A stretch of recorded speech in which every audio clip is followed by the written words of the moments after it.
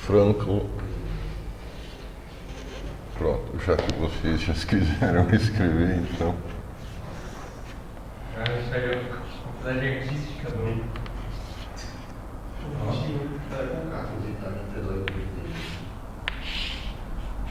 Nossa.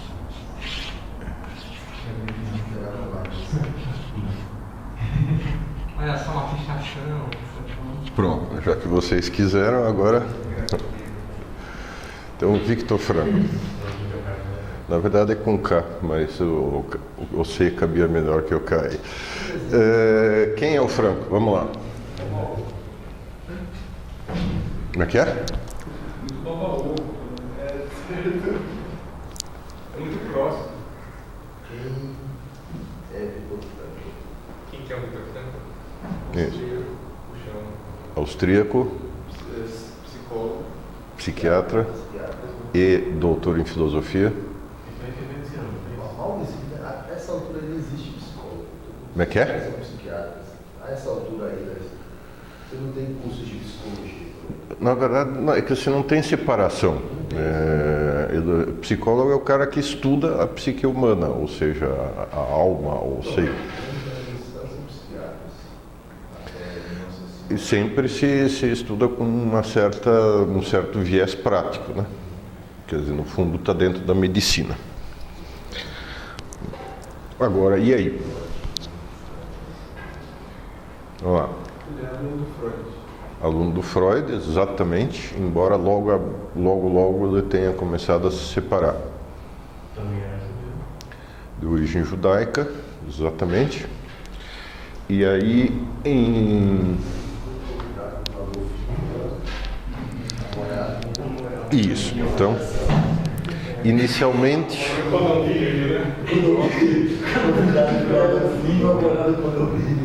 Então, ainda em 30...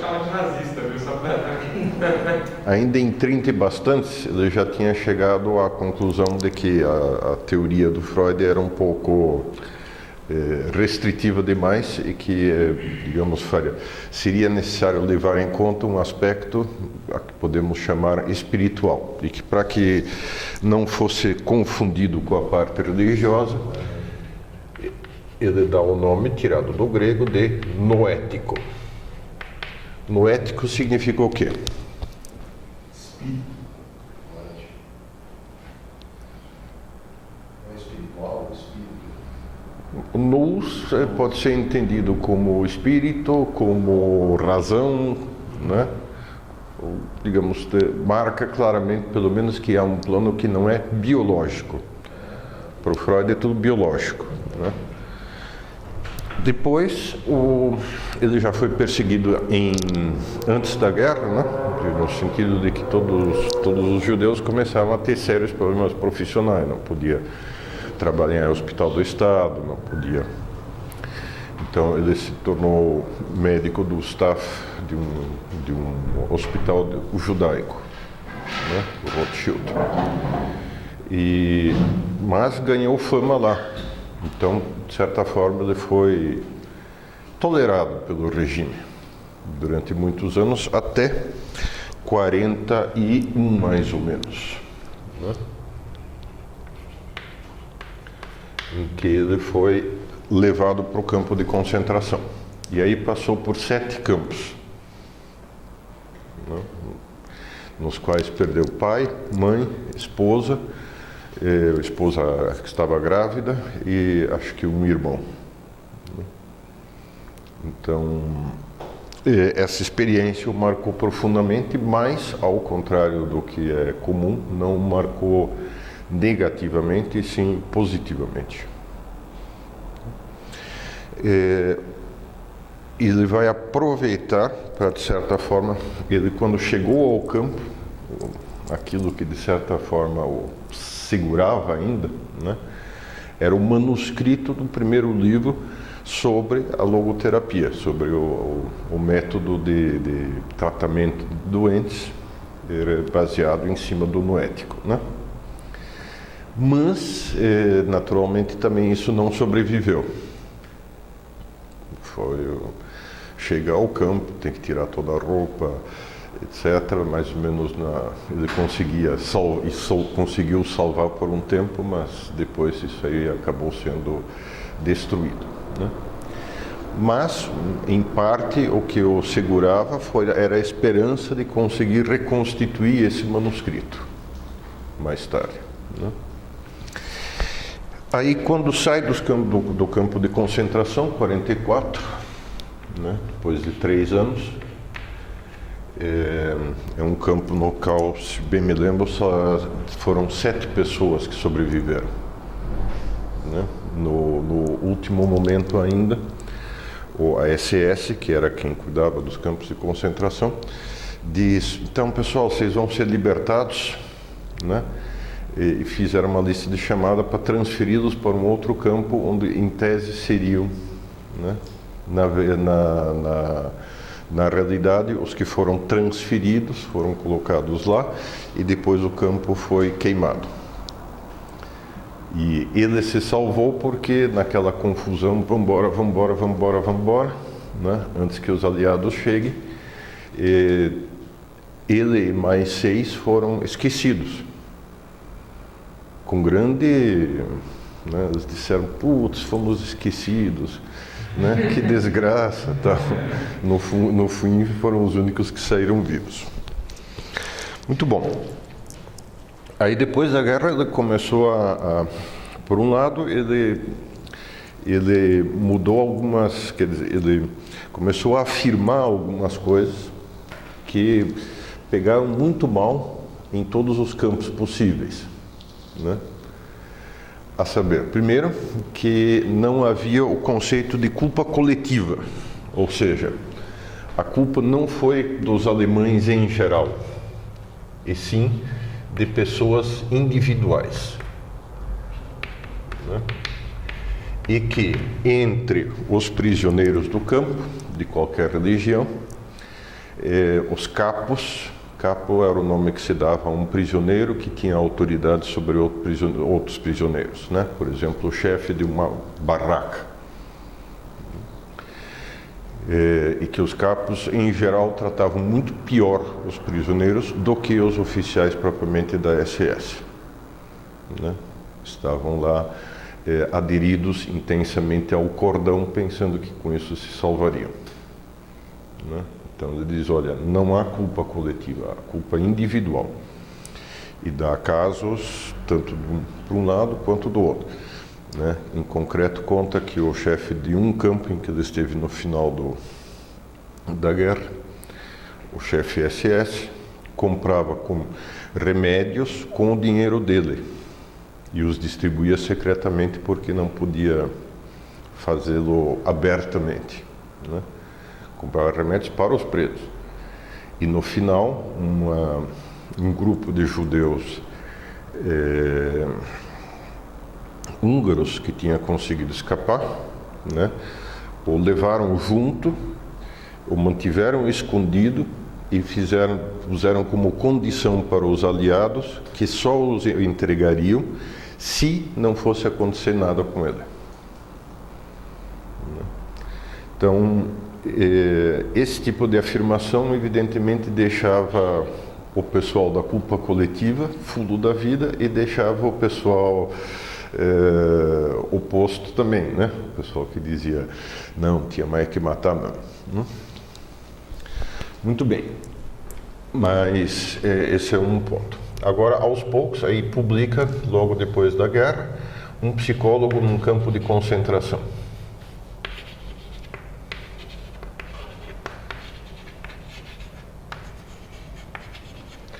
Em que ele afirma que é talvez a obra mais forte dele e que, de certa forma, é a base de uma série de outras, né? E que ele usou para, se não criar, mas para defender a sua teoria, né? Então, basicamente, o que um psicólogo no campo de concentração afirma, além de descrever aquela situação e interpretá-la?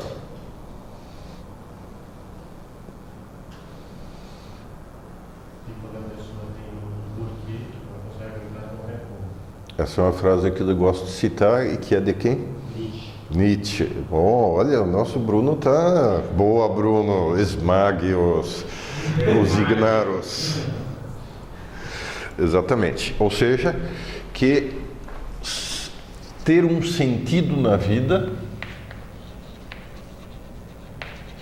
ter um sentido para a vida, tem valor de sobrevivência. Ou seja, aqueles que conseguiram sobreviver ao campo era porque tinham algo para fazer depois do campo, né? Não se resignavam àquela situação. E isso sob muitos aspectos. Por exemplo, ele mesmo, para começo de conversa, ou quem tinha pessoas que estavam fora, né? E isso sustentava, eu preciso voltar a me encontrar com eles, né? Ou ainda o efeito contrário, isto é, né? Quando a pessoa só olhava para o futuro imediato, né? Quando vamos ser libertados, quando, enfim, vamos conseguir sair dessa situação de sofrimento insuportável, né? Cada notícia de aproximação dos aliados, né? E cada demora nessa situação produzia ondas de morte. O pessoal não morria por questões psicológicas, evidentemente, né? Não morriam por ficar loucos ou nada, mas morriam por ondas de tifo, né? Ondas ficava com toda a resistência corporal diminuída e morriam em quantidades bem maiores. Tinha muito suicídio? Não, muitíssimo poucos. Né? Pelo contrário, o que aquilo lá existia, evidentemente, né? Ele conta que isso se chamava lançar-se no arame. Era arame, como é que chama isso? Eletrificado, cerca elétrica, né? Então, quando alguém não aguentava mais mesmo, ia para o arame. Mas era muito raro, até porque aí entrava um outro aspecto que é: eu não vou deixar esses filhos etc. me vencerem. Então não era só esse ponto, mas também ira, né? Raiva. Muito bom. O que é esse sentido da vida, então? Essa é, de certa forma, a pedra fundamental de toda a teoria dele.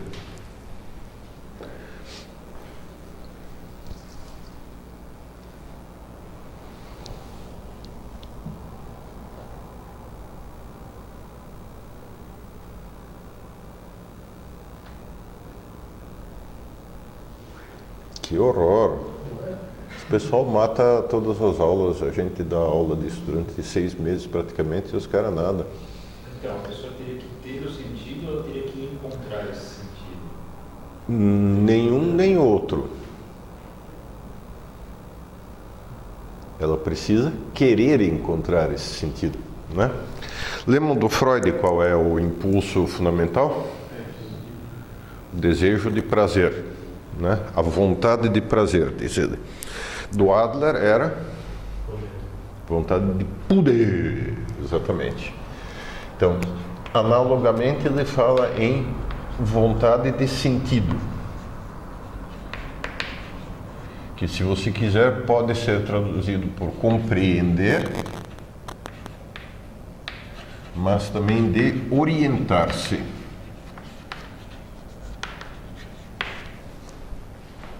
Vontade de ter uma direção na vida, né? Que é para onde estou indo. Esse é o ponto fundamental. Daí, o que é o sentido vai precisar de descrição, mas esse é o desejo fundamental, o impulso fundamental do ser humano, né? Isso se baseia, ou está muito próximo, de que linha filosófica?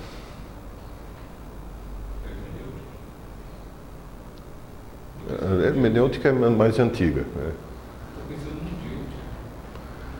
Dilt. É pouquinho posterior.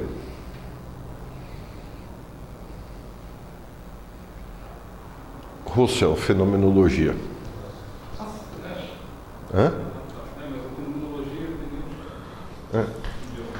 Né? Então, está baseado na fenomenologia isso. Que simplesmente quer dizer, lembre-se da visão de mundo anterior. Né? Kant, então você tem os fenômenos aqui na interface entre você e o mundo. Né? O que está para lá eu não sei, e daqui para dentro é tudo construção minha. Né? E o Russell diz, não, cara, não faz sentido isso. Né? Não faz sentido você construir tudo que está ali fora. Né? Pelo contrário, embora ele não entenda de maneira realista, né? Então aqui estava você, aqui estão os fenômenos, nos sentidos, né? E aqui o Kant diz que com isso aqui a gente constrói a realidade. Né? O que o Russell diz, não, isto aqui me faz ter um acesso de dentro para fora para a realidade. Com Kant não há um acesso bidirecional, só há fenômenos que eu interpreto. No caso do Russell diz, não, a interpretação desses fenômenos precisa encontrar correspondência na realidade. Sim? Essa correspondência não é atomista, realista, etc. e tal, mas está próxima, né? Está muito próximo. Então, o sentido está nisto. A pessoa não está simplesmente sentada numa poltrona imaginando que está fazendo alguma coisa. Ela quer atuar, ela quer interagir com o mundo. Esse é o tema central da vontade de sentido. Né? Muito bem. O que isso implica agora, por sua vez? Quais são os candidatos a sentido da vida? A revolução. Como é que é? A revolução prolonga o sentido da vida. A revolução? Nossa, você está... O pessoal estava em plena revolução lá. Tinha acabado de sair da revolução nazista. Né? Foi a revolução. Não, revolução é... Vai, coragem. Experiência dele. Trabalho. Uma obra a fazer.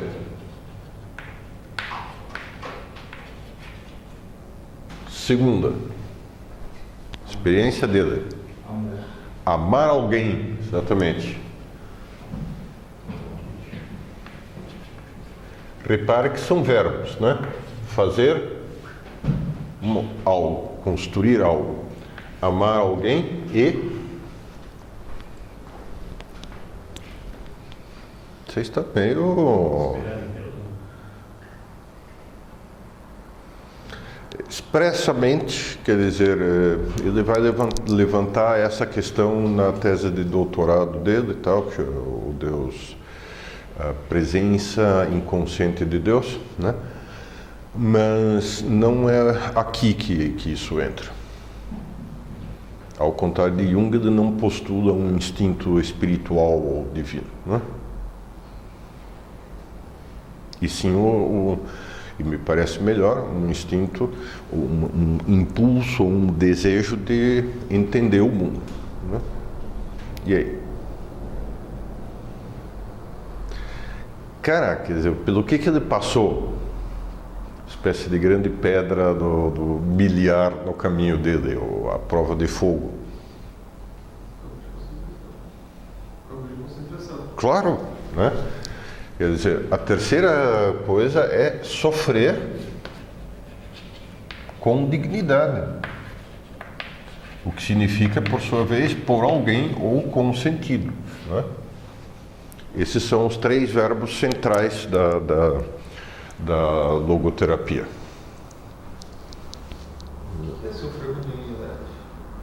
O que ele viu?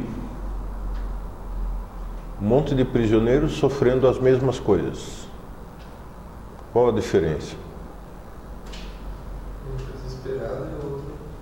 Muitos se entregaram. Muitos se entregaram. E os que se entregaram podiam descambar para o suicídio, para o abandono, para a depressão, para o desespero, que mais? Para a agressão, né? Para jogar suas frustrações em cima de outros.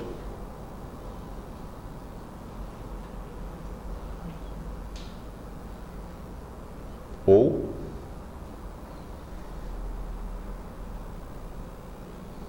Eu também viu que mesmo naquela situação que é totalmente degradante do ser humano, mesmo com os judeus, ainda assim havia aqueles que faziam pequenos gestos de amor ao próximo, exatamente. O cara tinha um pedaço de pão por dia e desse pedaço de pão metade ele dava para outros. O cara não tinha nada para vestir e tirava o único molambo que tinha para dar para alguém doente e assim por diante. Ele viu que nessas situações você tem a possibilidade de ser um canalha ou de ser um santo. E que é especialmente nessas situações que isso ocorre. Porque essas coisas definem, né? Você precisa de todas as suas forças, todas para conseguir superar uma situação dessa. Mas o que define então é quando elevado ao extremo, a capacidade da pessoa de... Isso obriga a pessoa a se definir. Essa capacidade está presente antes, né? Mas ainda essa capacidade desaparece, não?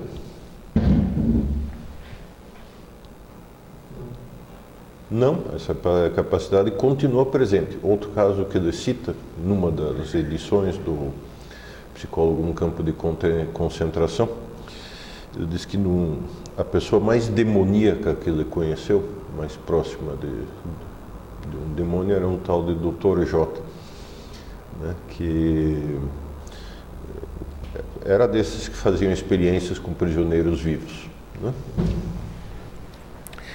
E que depois da guerra ele não soube mais do Dr. J, que pressupôs que ele tivesse fugido, por exemplo, para a América do Sul, como tantos outros, né? Argentina ou Brasil, né? Muito bom. Aí passa tempo, anos depois, um paciente dele pergunta: o senhor conheceu o Dr. J? Né? Ele diz: claro. Era chefe do hospital, entre aspas, né, do campo tal. Aí ele diz, né, sabe, eu encontrei com ele na Sibéria. Então ele tinha sido capturado pelos russos e levado para a Sibéria, né? E eu fiquei com ele vários anos num campo de prisioneiros na Sibéria, né? Foi o homem que mais me ajudou e o homem um dos mais impressionantes que eu jamais conheci na minha vida, né? Ou seja, quer dizer, as pessoas podem mudar de um polo para outro dependendo de como.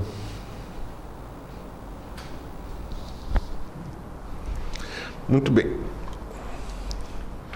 Então isso. Uma obra a fazer, a capacidade de amar alguém e a capacidade de sofrer com dignidade. Sofrer com dignidade engrandecendo-se, né? O que torna você capaz de uma coisa ou outra?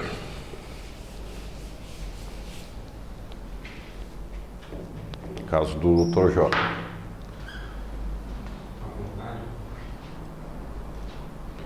Vocês estão meio sonolentos hoje. O que vocês falaram? Vontade. Vontade, mas que vontade? Vontade no sentido freudiano, em que você é obrigado a seguir os impulsos? Vontade livre. Quer dizer, Isto implica isto, liberdade. E o que faz a diferença entre um e o outro? O que faz a diferença entre uma pessoa que ama, sofre com dignidade, tem uma obra a realizar, e uma pessoa que não? Atitude ante o sofrimento. Não. A atitude diante da sua própria liberdade. Né? Ou seja, se ele assume e usa ou não. Como é que chama isso?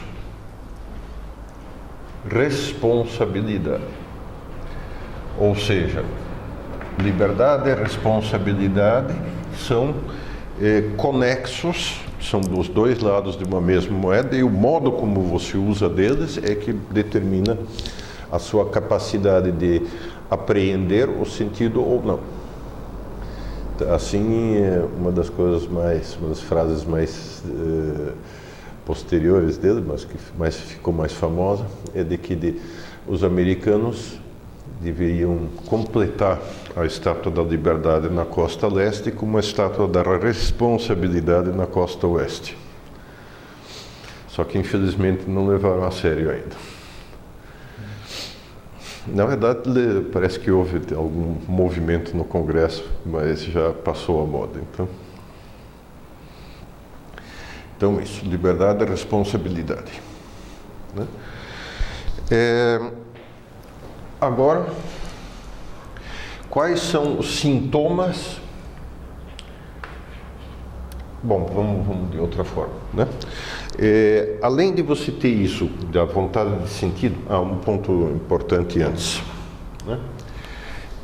Então, vontade de sentido significa que você vai inventar o sentido que você quer. É você que dá o sentido à sua vida, é isso?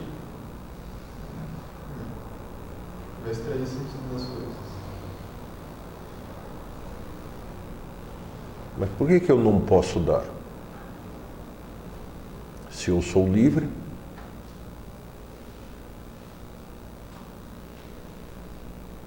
por exemplo, eu resolvo dedicar a minha vida à ciência, tá? Como Hélio.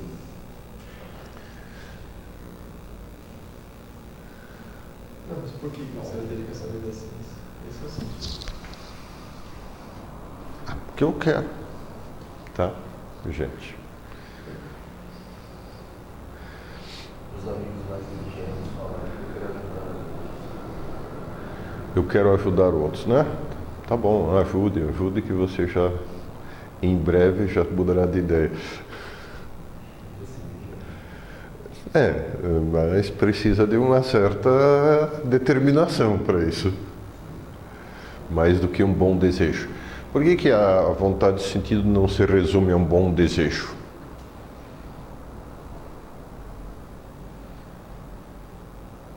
Isso não é suficientemente forte, né? Se muda então. Né, meu? Uma hora a minha vontade de sentido é essa, outra hora é outra, né? Que de fato é como se mal entendeu o Frankl nas últimas 2, 3 décadas. Que você dá o sentido assim que você acha bem, na hora em que você acha bem. E aí? Mas aí na hora extrema você vai mudar, né? Como é que é? Na hora extrema você vai mudar o sentido, vai perder, porque o ser humano é instável, né? Não pode ter Para formular isso um pouco melhor, alguém ia dizer? O sentido vem de fora, né? Não de dentro. O sentido vem de fora. Mas não vem de dentro? Então o sentido seria o resultado do que você sofre, do que você vivencia em relação ao que você está buscando, e a partir daquilo você vai extrair o sentido, né? Vai, digamos, encontrar o seu caminho, vai. Tá mais ou menos, tá bem nessa linha. Diga, quem mais? Eu quero que eu não vinha, mas assim, quando você fala em orientar-se, é de um lugar para o outro, né? Então só pode ser porque assim, tem que ser de dentro de mim para algum lugar, só pode ser para fora, né? Exatamente. Não, e precisa de um ponto de chegada fixo, que não dependa de mim. Senão eu não estou indo para nenhum lugar nenhum. né? Um sentido baseado totalmente em você mesmo. Suponhamos o seguinte, né? Você sai aqui no portão e diz, cara, eu vou determinar o meu sentido agora, certo? Aí você começa e diz, aqui meu sentido vai ser esquerda, tá? Aí você desce a rua, aí você chega na outra e diz, aqui à esquerda de novo, tá? Né? Aí você vai para a esquerda, depois no outro você diz, direita, e assim por diante, né? 3 horas depois, onde você está? Em nenhum lugar. Para onde você foi? Não sei. O que você fez? Né? Está indo em alguma direção? Não. Você está quebrou todas as referências do seu universo. Né? É o que se diz de perdido. Você não sabe mais. Né? Você só pode aferir se você está indo numa direção, você só pode medir se você está indo numa direção quando?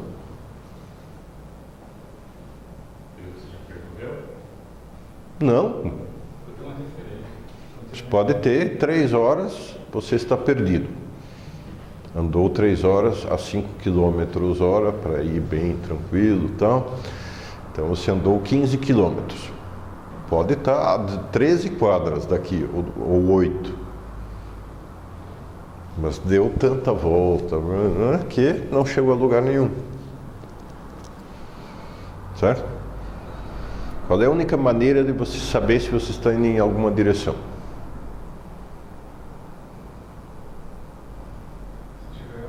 Tem um ponto de chegada fixo, pô. Se você sair daqui, pega a Trabalhadores, depois a Dutra, e aí você vai vendo, né, Rio de Janeiro 300 km, Rio de Janeiro 200 km, Rio de Janeiro 100 km, Rio de Janeiro 50 km. Aí sim você tem, né? Você vai mudando, entrando em toda a primeira estrada lateral que você vê, não está indo para canto nenhum. Certo? Muito bem, então, o órgão do sentido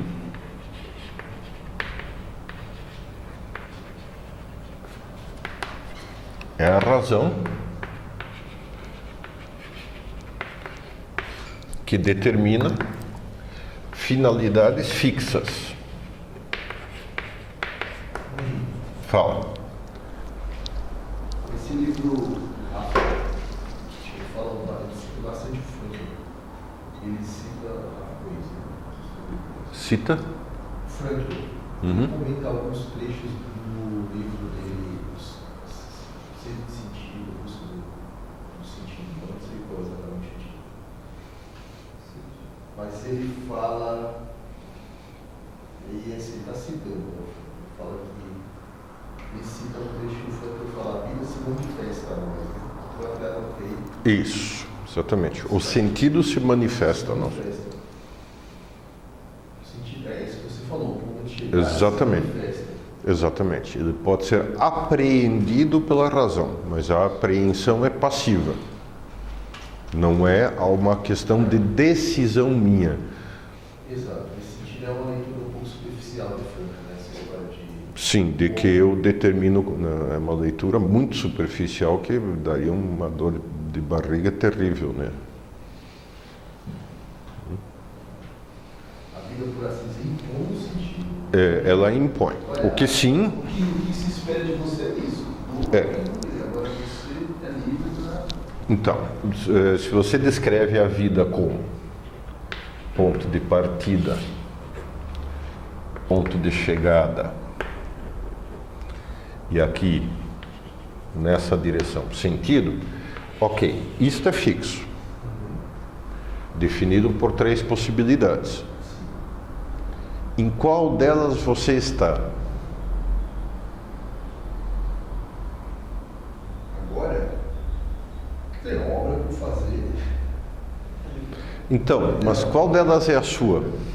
Então, Qual o seu ponto de partida? ponto de partida, Cara, não sei. O ponto de partida pode ser extremamente variável. exato. Né? O ponto de partida é existencial, isto é, quem sou eu, onde eu estou, qual... A maioria dos que estão aqui não fazem a menor ideia porque fizeram a faculdade que fizeram, porque... Nossa, que agressão. Vocês Mas concordam? eu também não sei o que eu fiz, é absolutamente Eu subjetivo. sou obrigado a concordar. Quando você tem 13 anos, 15 anos e vai escolher um vestibular, você não sabe o que você está fazendo. Desculpa, mas não sabe. Exatamente. O seu ponto de partida é um universo desse tamanho. Isso.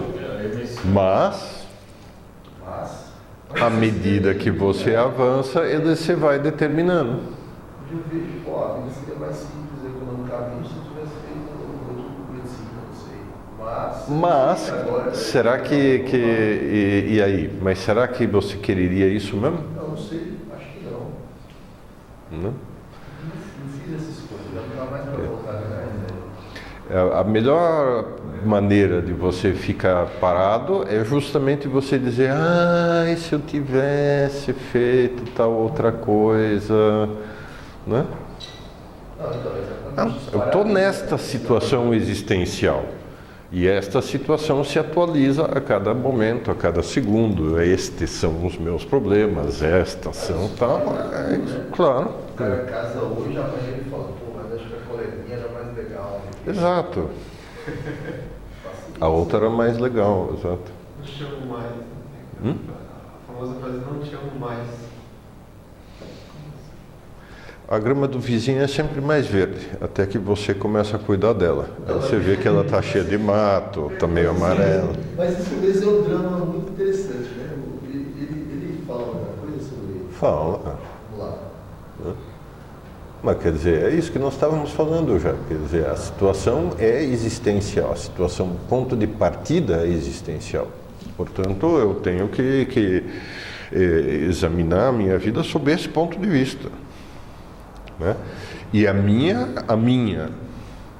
única, irrepetível, não tem, né? Nesse sentido, o caminho, que é o percurso do sentido, é único e irrepetível, próprio só e somente de cada ser humano individual.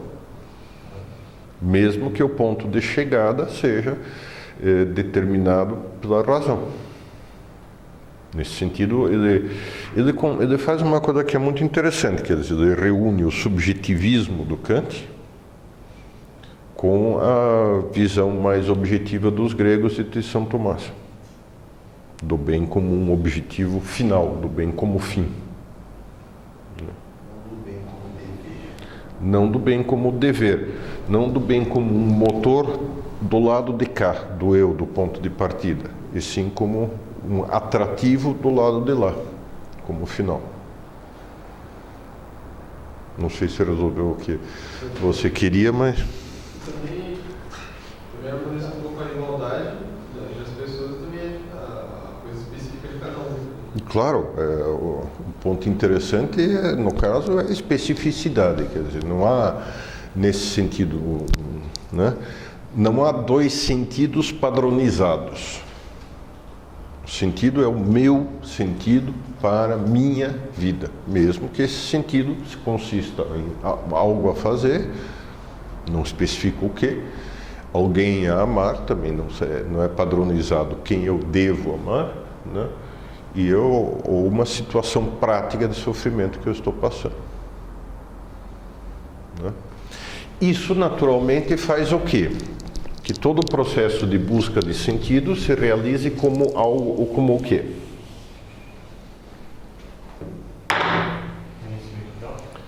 Como autotranscendência. Como autotranscendência.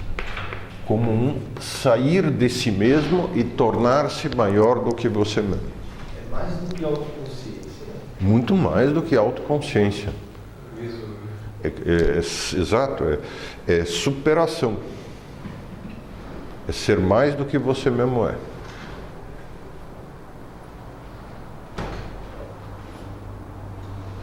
Porque, claro, eu sempre estou dentro do meu ambiente de circunstâncias, mas se eu tenho um fim, esse fim existe e é real, não meramente uma mania que eu determinei, então esse fim me puxa para superar quaisquer circunstâncias externas que eu tenho.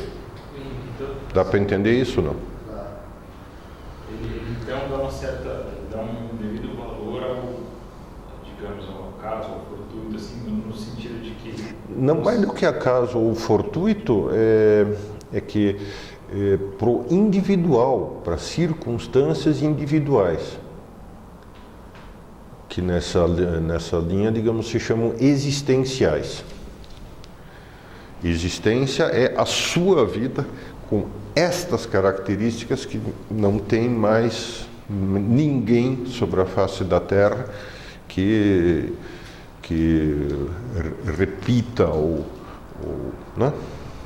Legal que isso praticamente não quebra toda a argumentação daquele negócio de uma obrigação de felicidade e seguir um determinado padrão, que é o que tem muito, né, na psicologia. Assim, tome um remédio para que você fique feliz. Exatamente. Né? Tanto assim que na linha dele você vai ter sobretudo que pensar sobre si mesmo, refletir sobre si mesmo, fazer-se perguntas e fazer-se perguntas sobre onde você quer chegar e se isso está de acordo com objetivamente com o fim proposto, o fim que, por dizê-lo de alguma forma, que Deus propõe, né? A vida para ele se caminhar, aí um pouco de chegada. Implica o desejo de sentido, né? É justamente em que você vai ter, mas que você vai caminhar necessariamente, certo? Mais um pouquinho você vai começar a pedir os dentes e falar assim, né? Mais um pouco você, por enquanto, ainda, como diz um amigo meu, você está na fase em que o ser humano é onisciente, onipotente e invulnerável. Daqui a pouco você começa a entrar na fase em que você não é tão onisciente assim, é altamente duvidoso, talvez até não seja onisciente, né? Onipotente, começa a ter sérias dúvidas também, e a invulnerabilidade. Daí a pouco você é burro, fraco e ferido. Né? Todo mundo passa por isso, não tem jeito. O percurso vai ser necessário, o problema é para onde você vai. Né? Agora, essa visão da vida me fez lembrar um pouco a visão do Ortega y Gasset, que fala que a vida é uma vocação, circunstâncias e sorte. Né? Eu acho que o tema, os termos, né? Vocação e missão estão claramente relacionados com isso aqui, né? Exatamente. O Ortega é um kantiano e fenomenologista que, enfim, está adaptando um pouco e que provavelmente não teve muito contato com o Franco, mas os dois, digamos assim, têm um desenvolvimento paralelo. Muito bem. Ok. Agora, psicoterapeuticamente.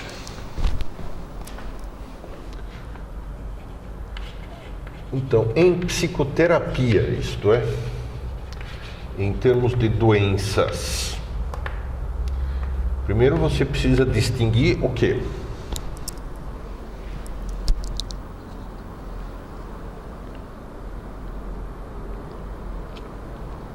Quais são doenças orgânicas das que não são, né? Então, por um lado, você tem as neuroses e as psicoses.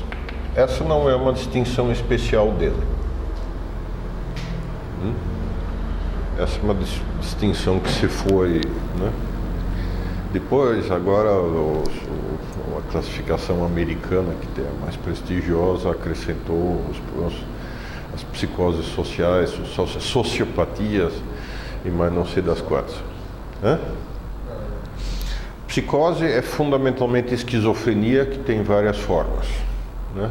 Em que de fato há um componente hereditário grande e você não tem nenhuma solução psicoterápica para isso. Então, aí sim, nesses casos, é mais adequado o uso de remédio, né? Neuroses são as doenças que, por sua vez, precisa distinguir. São menos graves, né? A psicose destrói o cara, né? A neurose não destrói, mantém uma certa integridade, mas permite. Então, são neuroses nessa classificação: depressão, a chamada ciclotimia, o cara dos grandes altos e baixos, algumas doenças psicossomáticas, toque, transtorno obsessivo compulsivo, etc, etc, etc. E nessas ele faz a distinção entre neuroses biogênicas, neuroses psicogênicas e neuroses noogênicas,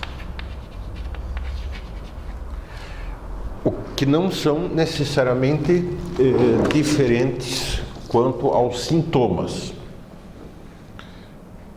Então, uma depressão, por exemplo, poderia ser ou biogênica, ou psicogênica, ou noogênica. O que seria uma depressão biogênica, perdão?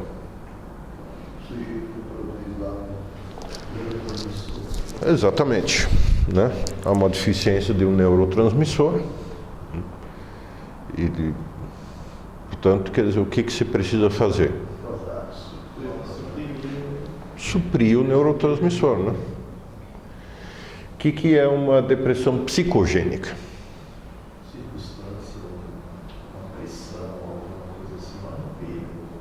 Exatamente. Anos de tal, junto com uma visão muito pessimista que os pais transmitiram, enfim. Então, toda uma tendência no indivíduo a reagir de maneira a dizer, bom, não adianta, essas coisas e tal. Isso afetivo, muito fundo, né? Determinando o modo como ele olha para as coisas e, portanto, também... Então, isso pode ser atingido por psicoterapia ou não. Pode ou não. O remédio, nesse caso, resolve? Não, enquanto não corrigir todo o resto. Ele pode ser uma ajuda, mas não a solução, né? E a noogênica?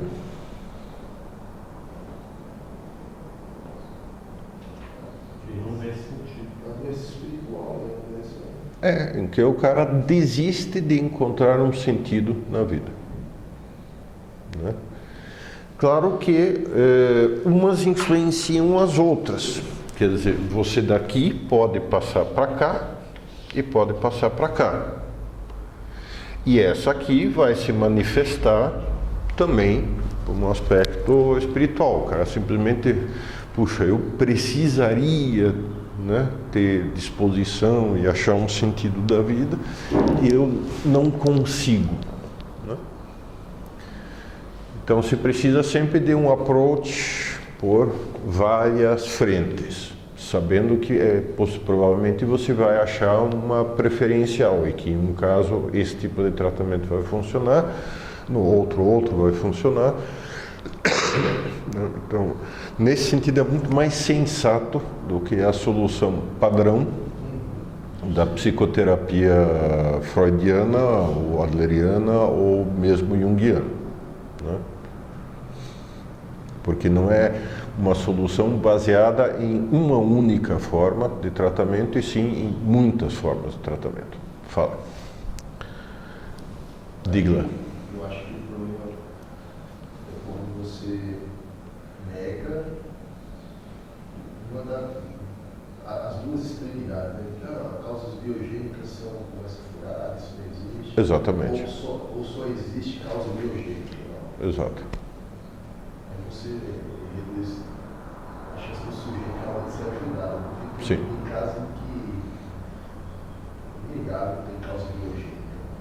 A questão Exatamente, sim, sim. Muito bem. Agora, para a atualidade, né, ele comenta, nós temos uma espécie de doença social, né, que é a carência de sentido. Quer dizer, o próprio do fim do século XX, começo do século XXI, é a desistência coletiva da possibilidade de encontrar um sentido. E que essa é a explicação dos três principais fenômenos, que são depressão, né, agressão, como vocês veem,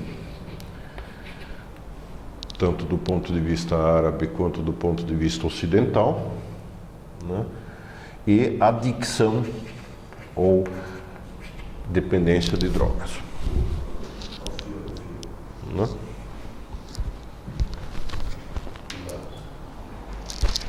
Ele acertou em cheio, então, no século XXI. Como é que é?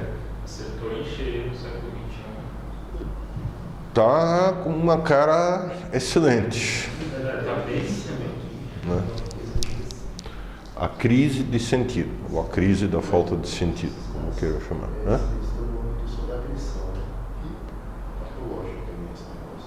Esses caras falam... Não só do ponto de vista dos árabes. É bom lembrar que do ponto de vista da discussão e essas polarizações que está havendo também no Brasil, tem um alto índice de agressividade tola, né? Esquerda versus direita e companhia. Hoje eu estava vendo as imagens no jornal, os black box, os caras quebrando tudo na Paulista por um negócio que o governador já desistiu de fazer. Eu já tinha essa suspeita, isso é patológico, é agressão. É patológico, é. É pura agressão. O oposto da depressão. Besta, é. Exatamente, isso. É o ciclotímico. Quebrar, explodir, tem que explodir e acabou. E o certo, tudo bem, tem um viés político, tem um viés ideológico, mas a agressão não é simples. O ideológico serve de desculpa para isso. Né? É simplesmente um motivo para escolher este para agredir em vez do outro. Mas... E, enfim, também é verdade que a criminalidade tem muito menos hoje o aspecto de pura e simples criminalidade. Pô, cara, eu preciso viver, sinto muito, vou te assaltar, passa a grana e acabou. E sim, é uma espécie né, nós estamos em luta contra uma sociedade opressora. É uma questão de guerra de partidos e não uma questão de... O tráfico hoje organizado é ideológico. É ideológico. Não de esquerda ou de direita, mas ideológico. Tudo que não é pobre. Exatamente. Exatamente. Muito bem. Último ponto aqui. Eu ia fazer um comentário aqui. Esses autores que se vinculam à chamada pós-modernidade, pensando no Bauman, no Stuart Hall, que morreu recentemente, essa carência de sentido é até ovacionada por eles. Né? Sim, sim. Eles apresentam essa carência de sentido como uma possibilidade quase que sem fim de liberdade. Exato, mas quer dizer, repara que o problema deles está aqui, né? Quer dizer, a supervalorização da liberdade sem um direcionamento objetivo faz com que você tenha liberdade sem responsabilidade. Portanto, eu escolho o que eu quero ser, em todos os sentidos. Se eu quero ser uma menininha irresponsável, eu vou ser uma menininha irresponsável. Se eu quero ser um poste, eu vou ser um poste, ora bolas. Né? Se eu quero assim, eu preciso me reinventar, tá? Então, se eu quero ter cabelo azul... Hã? Você vai apagar isso aí? Eu ia. Depois eu consigo calcular? Você não no computador, você vai ver. Se quiser tirar foto. Mas essa liberdade acaba, querendo ou não, levando a uma falta, quer dizer, essa liberdade. Se eu posso ser tudo, eu não sou nada, certo? Então você acaba ficando preso, na verdade, você perde ela, porque você acaba se prendendo a como se fosse uma espécie de paradigma que você tem que ficar naquilo, você tem que dar um jeito para Eu preciso me reinventar continuamente. Agora chega uma hora em que enche o saco, né? Quer dizer, desculpando, mas... né? Se você desenvolver uma psicose, aumenta, porque você pode uma hora entrar de uma neurose nessa classificação, né? Quer dizer, sim, é bastante alta. Porque fica bem característico do que a gente vê hoje. Assim, muita gente roda, para de repente chegar a se dar conta que está no mesmo ponto, e quando chega nisso, ela fala, putz, não acredito que eu fiz tudo isso para não chegar a lugar nenhum. Exatamente. E surta. E aí, surta. né? Tem se falado muito nessa sociopatia ou narcisismo maligno hoje em dia. E alguns dizem que tem componente hereditário e outros escritores cristãos que mais se aproximam do demoníaco, assim, do lado negro. Então ele colocaria nessa neozoogenia ou não? Depende, precisa estudar o caso. Ele diz, ó, meu papel é médico, não é nem de decidir se tem satanismo envolvido, se tem possessão ou não, se há obsessão ou não. Não sou a pessoa competente para julgar sobre isso. Com esse Trump, Quando se for o caso, encaminhamos para a devida autoridade rabínica, porque ele era judeu, né? Cristã ou o que for. Mas eu não sou o cara para decidir isso. Esse narcisismo maligno, quer dizer, precisa ver o caso, o que é em concreto. A psicologia americana classifica como NPD, Tem de narcisista e personality disorder. Mas tem caras que pode ser pura e simples maluquice mesmo, né? Pode ser pura e simplesmente uma psicose, ou pode ser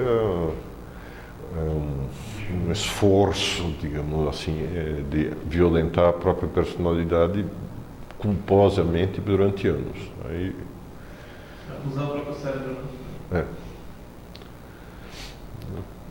Afora, uma pessoa dessa, sim, pode-se dizer que está se pondo à disposição dos poderes demoníacos, mas aí precisa sempre calma nessas matérias, né? O pessoal está falando muito em demônio, já no século XVI, Santa Teresa dizia, calma, menos demônio para cá, demônio para lá, Então, um pouco mais olhar para si. muita besteira na televisão, né? O cara é meio maluco. Qual deles? O Donald Trump, ele... Trump. Narcisista total. Mas tem mais maluco. Bom, esses caras aí tá cheio, né? Mas enfim. Fala, biscoito. A adição ali seria vício. Assim, Vício. Drogas. Não, drogas. Vício de droga.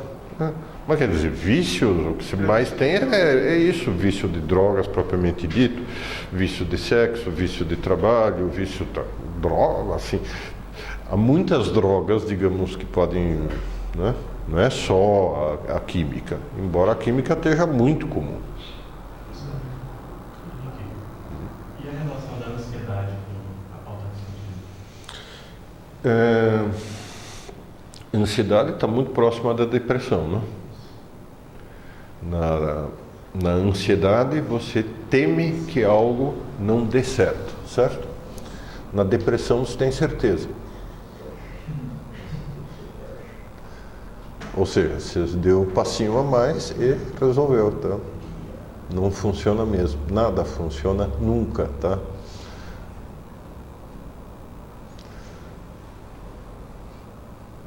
Ansiedade enquanto doentio, assim, né? Diferente do estresse, assim, positivo. Quando você está jogando futebol, você tem um alto grau de estresse para fazer gol. Enquanto você confia que você pode fazer gol, tá tudo bem. Essa liberdade supervalorizada de hoje, ela já tem uma liberdade quase que absoluta, só que a liberdade absoluta é a insegurança total. liberdade absoluta, insegurança total, exatamente. Então talvez se você tiver uma liberdade mais condicional. Pega os caras, cacetete neles, é isso? Não, aí quando você tem um lote, você tem uma restrição, mas você tem mais uma segurança. Posso falar uma coisa? O problema é quem que vai desse norte. Não, com você mesmo. Posso falar uma coisa? Digo. Teoria pessoal. Pode cortar esse troço aí. Você pode falar. Estritamente não é nem filosofia, é muito, porque também eu não acho possível fazer filosofia da história, porque, né? Mas teologia da história se pode fazer. Para o meu gosto, precisa ter uma época como essa, porque você está saindo de um período histórico como, quer dizer, em que nunca existiu, em nenhum momento, uma total e plena liberdade, tal como os cristãos esperam, a liberdade dos filhos de Deus, né? Que só pode ser obtida quando a pessoa se coloca, ela mesma, sem pressão social, diante de Deus. Isso nunca existiu. Né? A não ser por manchinhas aqui e ali, assim, né? Uma perseguição aos cristãos aqui, outra ali e tal, né? Então, é claro que tem alto custo isso. Assumir a própria liberdade tem um custo muito grande. E a responsabilidade consequente, né? Agora, como é que você vai fazer isso sem assumir esse custo? Não tem uma versão suave. A versão suave significa eu abandono a minha liberdade e ok, beleza, o Estado manda e... né? Então, o Hélio está fazendo gestos aí para dizer, para de falar que deu o tempo. Então. Eu queria fazer um comentário. Faça. Nesse sentido, sobre o risco de ser isolado eternamente por você mesmo. Tem uma expressão do Lewis, cuja figura não se encontra no quarto como fosse. É brincadeira. O Lewis tem uma Atrás da porta do armário. Tem uma expressão que é muito boa, que na verdade, Renato, ela não tinha um personagem dele, essa coisa da guerra entre as duas realidades, nessa trilogia. Ele fala, eu quero mais é que as coisas se precipitem, né? Que é o que está acontecendo, é o que se precipite, cara, que se aprova, que se for, porque de fato é uma